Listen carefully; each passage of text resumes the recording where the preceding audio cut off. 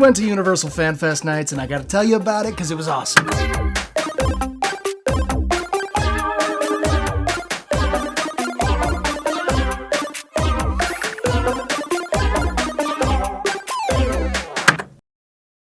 Universal Fan Fest nights are these things that are supposed to be like Halloween horror nights, but for the rest of the year. So it was like a bunch of really nerdy experiences and food. We initially weren't gonna go because we couldn't afford it at the time. Our friend Nick, who is just the sweetest man in the world, got us tickets to go. So thank you, Nick. Genuinely amazing. I made him the Lego Batman dice thing as a thank you. I'll just run through all of the different experiences that were available. I'll like do them in our order of what was our favorite, I guess, because varying degrees of cool.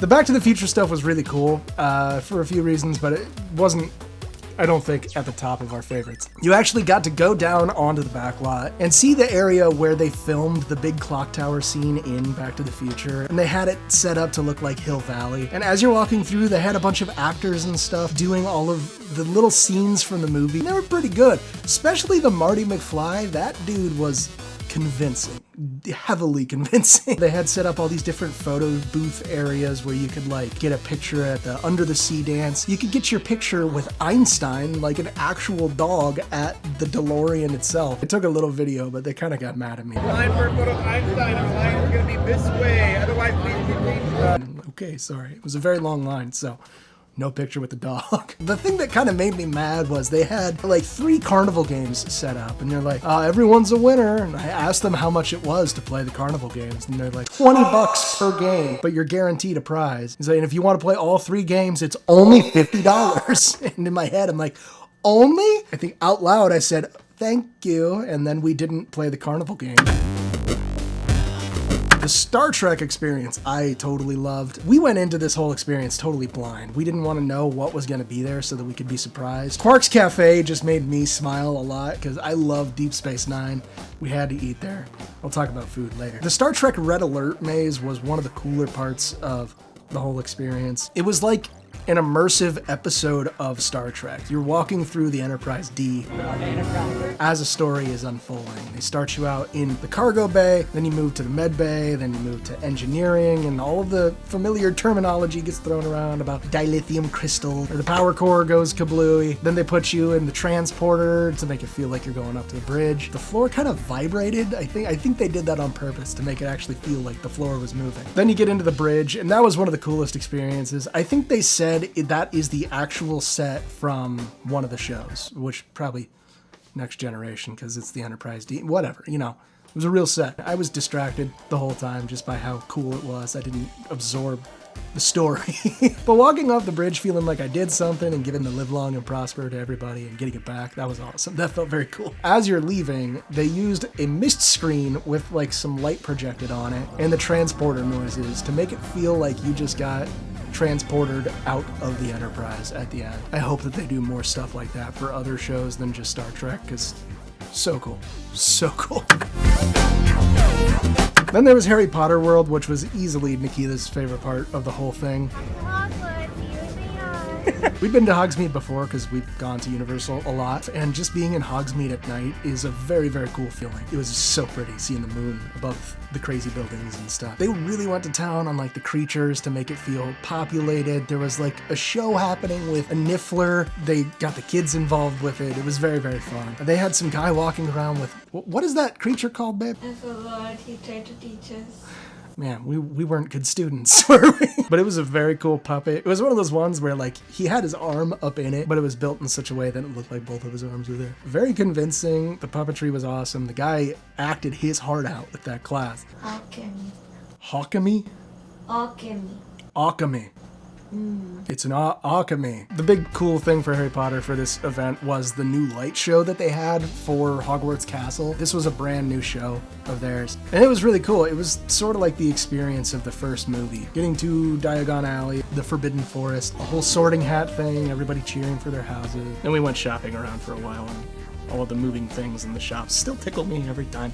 The little animatronic. Yeah, the owls. They sell these like shoulder-mounted animatronic owls. I think they're like magnetic or something. I couldn't tell. Magnetic, yeah. They're very cute. Harry Potter was awesome. trans rights matter.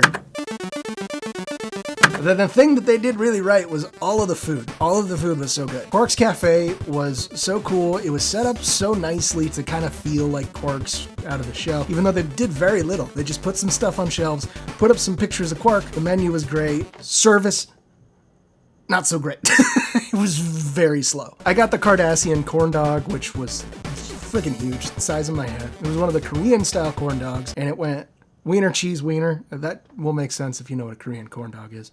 Otherwise, that's just a weird soundbite that everyone has now. Nikita had the red bat sandwich, which was like this grilled chicken on a bao bun thing. It wasn't that nice.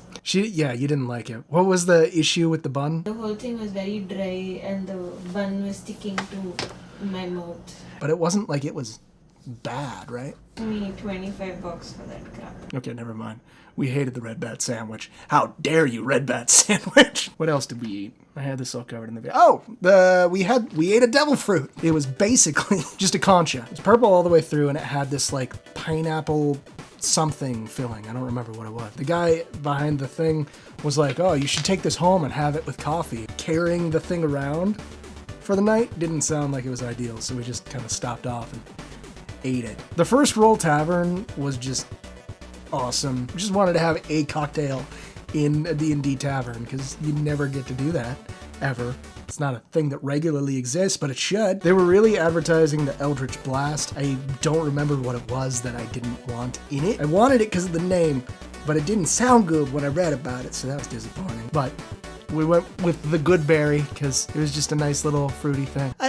Good berry is a spell that I think I knock a lot of the time. I should use it more. It was a great little cocktail, pretty light. It was heavily poured though, so that was nice. The rock candy stirring stick, I don't know, it was a thing. We didn't finish it. We just kind of tossed it.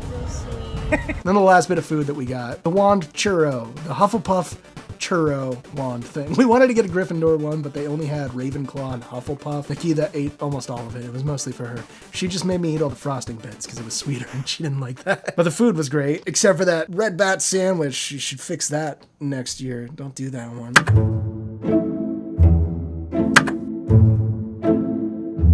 They had the Pirates area set up, which was the One Piece stuff where you could meet all the One Piece characters. We don't do anime that much, or at least those ones. I mean, I used to be a One Piece fan, but there's so much to catch up on. I felt like there could have been a lot more for the anime stuff. I mean, the character meet and greets were cool for One Piece, and the devil fruit food was awesome. But that was kind of it. The Jujutsu Kaisen thing was kind of cool.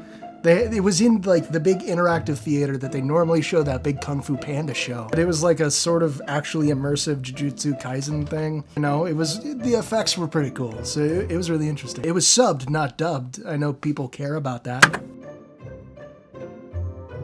There wasn't a lot of merch for the event, and they kind of recognized that. I think that Universal knew that this was an experimental thing, and so they didn't want to sink too much money into stuff, and just in case it was a flop. I think it was a success. I hope it was a success because I need to go to this again. But the merch was a little underrepresented. Totally fine.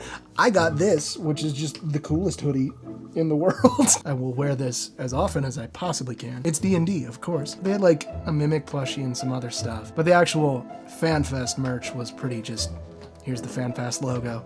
Have fun. Yeah, I don't know. Could have been a little better. Halloween Horror Nights merch goes hard, so I had high hopes, and they were dashed. I like merch. I only had enough money to buy a souvenir. One of the lackluster notes that I don't think anyone was paying attention to was they had a band there playing on a very big stage, but it was kind of away from everything, so I'm not really sure that they ever had a big audience. I saw maybe 20 people there at all times, but they were playing their hearts out, man. The flux capacitors, I guess. Good for them.